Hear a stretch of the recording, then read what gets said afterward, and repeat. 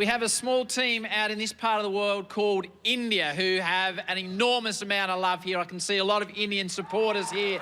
We've got 3 one-day internationals and 5 T20 internationals. You can only see them right here on KO Sports and Fox Cricket. You can only see them. And we roll out the #1 man, Ravi Shastri.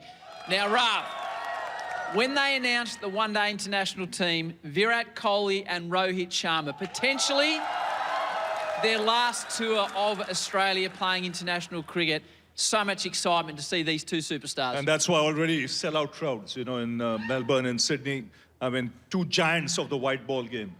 And they'll be out to prove something because they're, you know, the young guns are nipping them on the heel.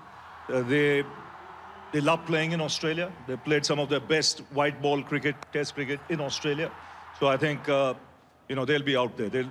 And they've not played for a while. They've retired from the other formats of the game, so that hunger will be there. The crowds are being enormous. I think Melbourne, the T20 International on a Friday night, Gilly, is sold out. So 90,000+ people. If you can't get a ticket, you'll be watching it on Fox. The atmosphere when Australia plays India under lights, Gil? Yeah, tough to hear yourself think, actually. It's an electric atmosphere. I think the inclusion of those legendary names, but the new brigade that Ravi mentions, the new leadership. Shubman Gill has just been outstanding since he took on the captaincy across a number of versions now. So, yeah, really, really exciting. And it doesn't matter what lineup India put out. They're always competitive in white ball cricket. It is so ingrained in society over there and in the cricketing psyche on the back of the IPL and the way that's grown. But, yeah, there's no fear at all from these young players. So seeing them come out, and Bumrah is not here for the one-days, but he's here for the T20s. So, I mean, we all sat in admiration of him last year and amazement, really, about him. And he's a freak of nature. So one of the best we'll ever see. So that's something else to look forward to across KO and Fox this year. Dave, you see so many of these guys up close and personal, the likes of Samson and Rinku Singh, and they're like these superstars of the game. How stacked are these 2 Indian squads? Yeah, look, they're stacked heavily, and I think those 2 guys that you just mentioned just then have had to fight really hard to cement their spot into that lineup. You know, they've had fantastic IPLs. You know, Rinku is one of the greatest finishers now in IPL history, and it's tough to get into that sort of sanctum. And as you said, you got 2 world-class players who've been there for a long, long time, with the youngsters nipping at their heels. It's exciting for Indian cricket, but it's also for Australians here to take on these world-class youngsters coming through. It's going to be a true test for the Australians. And you said 90,000 at the MCG. I can't wait to get out there and hear that. It's a transformative Australian one-day international squad in ways. We're seeing guys come through that have succeeded, like Mitch Owen in the Big Bash. They get their opportunity to play one-day international cricket for Australia, Mark. Yeah, it's exciting times, white ball cricket for Australia. Obviously, Steve Smith has retired from 50-over cricket. Glenn Maxwell's got an injury, so he won't be there. So there's opportunity, you know, for other guys like Matt Renshaw who've been around a while. They get back into the 50-over squad. But the T20 squad for the Australians, I've never seen, you know, a more powerful batting lineup. You know, there's guys there that can hit it so far. Mitch Owen, Tim David, you know, the list goes on. Travis Head, Mitch Marsh, obviously in great form. So their theory is to go as hard as they can, you know, from the get-go. And if 2 guys succeed out of 6 or 7 power hitters, you know, they get the runs on the board. So it's going to be a great series. You know, the batting, I think there's going to be a lot of runs in both series. You know, the bowler's going to have a tough time, but I think the batting's going to be great to watch. Australian T20 captain, a man close to your heart and a family close to your heart, Mitch Marsh. What he has been doing in recent times has been extraordinary in white ball cricket. Another resurgence of Mitchell Marsh? Yeah, and I think, interestingly, well, he answered a question about the Ashes and a potential involvement in the Ashes just as recently as last week, and he said, not interested. I think when he mentally switches off from pursuing that aspiration of Test cricket, it relaxes him to play his natural game. He's spoken about the challenges mentally for him to unlock that talent, and he's back in that sweet spot, in that zone.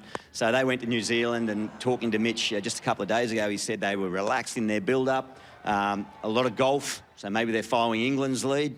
But very relaxed environment. It's always going to be a relaxed environment with Mitch Marsh leading it. He's that sort of casual character, and then that unlocks the talent, and he played beautifully over there, scored 100, got an 80-odd before we know it, we're going to be talking about him in the Ashes again. So hopefully it doesn't tighten him up. But the way he leads the white ball stuff, particularly in Pat's absence, is fantastic. And they're all on board with him. Rav, as Gilly said, we don't see Jasprit Bumrah for the 3-1 internationals, but he's here for the 5 T20 internationals. We saw what he did last summer. In fact, I saw Mitch Marsh use the term, he bumrah'd me, and a couple of Australians used that term. When he is said and done, where will Jasprit Bumrah finish in the pantheons of Indian cricket and world fast bowling, do you think? I think certainly India's best fast bowler. There's no question about that, even if he finishes his cricket today. And even in the world list, he'll be in the top 3.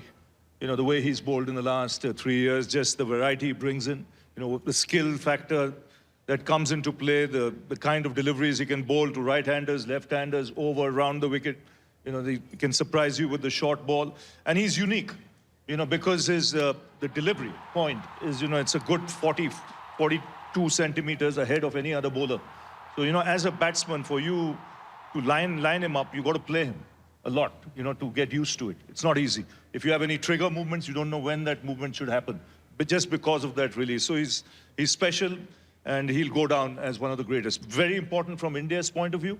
If they have to compete in this series, his fitness over those 5 games will be crucial. Dave, you faced him in a rather large game of cricket in Ahmedabad in a World Cup final, which, if you're not aware, Australia did win, to all our fans out here, against India. What was he like in that cauldron in front of, well, Rav was there as well. I think there was reported 125,000 people. Yeah, look, I think with him and Mohammad Shami at both ends, the ball was swinging around corners. Like, I just look back at how remarkable Travis Head's innings was, because I think he played and missed probably 40 deliveries in that first 10, and that was just pure class from Bumrah. And you saw it last year, the showcase of the seam presentation, as you were talking about before, Rav, him in front, it's that extra time that you don't have as a batsman to react.